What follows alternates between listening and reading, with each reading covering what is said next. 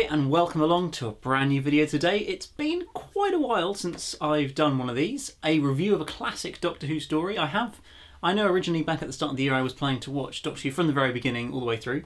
The progress has been pretty slow just because I've been busy and it takes a little bit of motivation to watch a missing black and white story.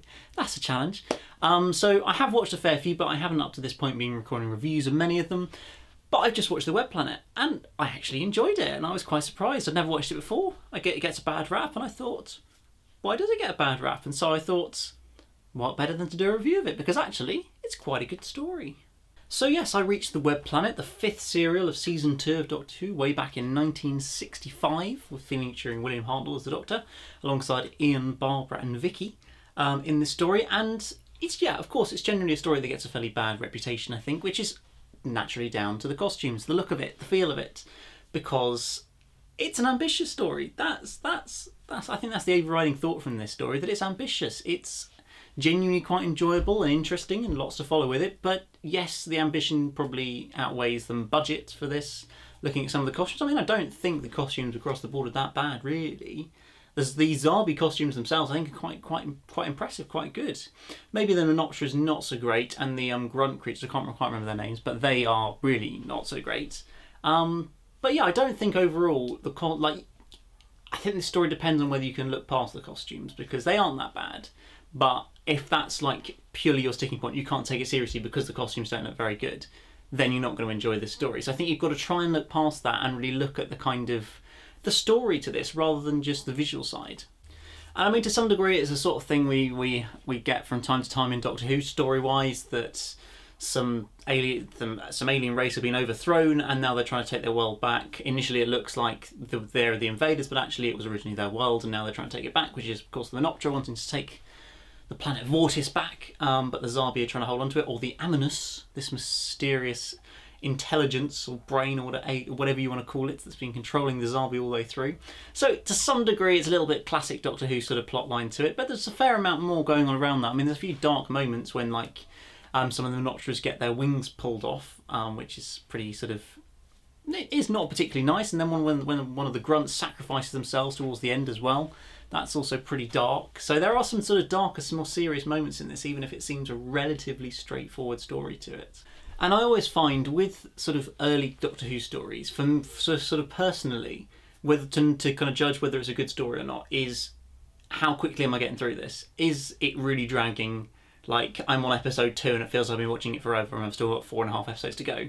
But no, not with this story. Like, it was zipping through. I was suddenly 3 episodes in and I'm like, wow, this has flown by. I'm really enjoying this. And I was just kind of surprised given how negative sort of people tend to be about it. I know, of course, good old Peter Capaldi seems to quite like this story. I mean, probably he hasn't watched it recently. I think it's probably more the idea behind it and how he wanted to bring back the zombies, the Doctor and everything, which I think would have been fun. But yeah, I think this is a lot better a story than people will give it credit for. One of the sort of notable things, of course, which we sort of, I think, learned a bit more about in An Adventure in Space and Time, the docudrama from 2013 about the first Doctor's sort of era, we see more clearly here, I think the clearest moment for the first time is the Doctor William Hartnell forgetting his lines. And there's sort of that moment there, I think it's in episode 1, where you can see Ian or William Russell hasn't got a clue what he's saying. He's gone completely off script. He just does a lot of sort of ums to try and fill the time until he's kind of remembering bits of lines to say. So that was where I think it was most noticeable, that, at least for the first time really to me, that he is just forgetting lines here and there. And there are the sort of moments where he just sort of gets a word wrong or says slightly the wrong thing, but that was the most noticeable moment. And it's just kind of one of these things I haven't really been able to observe personally before, having never really watched this era of the show. I've watched a couple of stories of it in the past, but never really watched it through from An Earthly Child right the way through. And so seeing sort of not just sort of on-screen developments in terms of or in-story developments like character development and that kind of thing, but also the actors and actresses themselves and how they develop. As we can see, William Hartnell deteriorating to some degree in this story. But it still does feel like classic Doctor, as he's trying to sort of outwit this intelligence, the Aminus, trying to figure out a way to escape every single time, trying to buy a bit more time when he's sort of holding back information and making stuff up to say to this Aminus, to just try and buy them some time and escape. I think it's just that classic sort of scheming Doctor that we get right from the very beginning and still sort of here with us today, that sort of trait of the Doctor, I think, and that's really just kind of fun to play with. Of course, it extends the story a little bit, but it's also quite a fun idea they're playing with through sort of episodes 2, 3, 4, 5, when the Doctor's trying to convince the Amanus that he does know something, but he's not going to tell him yes, and he needs lots of time to do it. It's just a lot of fun, those sort of scenes. What I also enjoy about this story is just the fact that it's like a purely alien story in that sense. Like it's set on a completely another world, in another galaxy.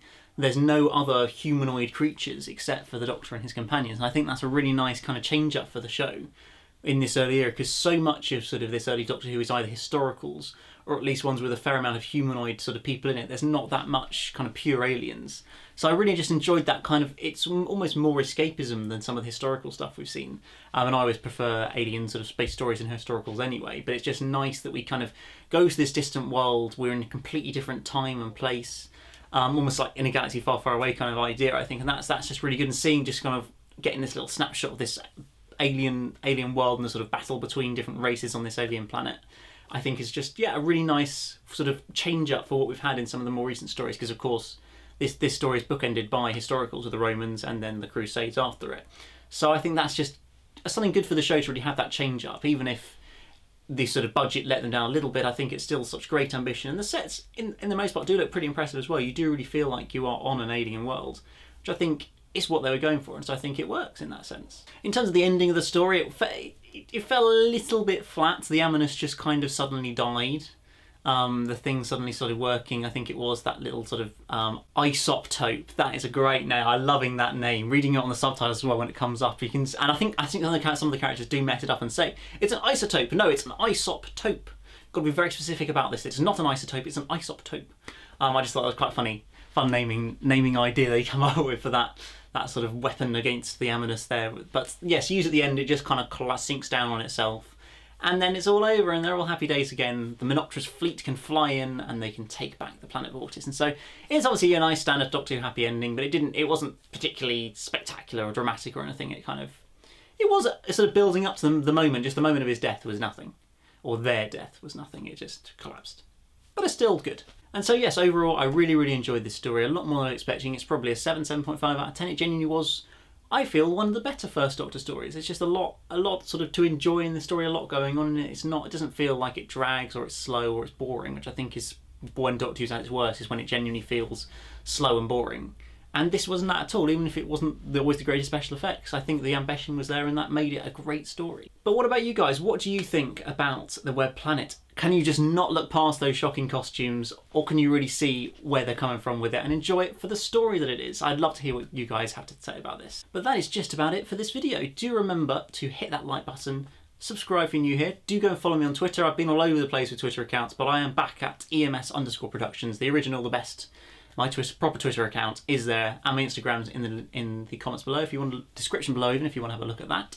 But other than that, I will see you again very, very soon for another video. Goodbye.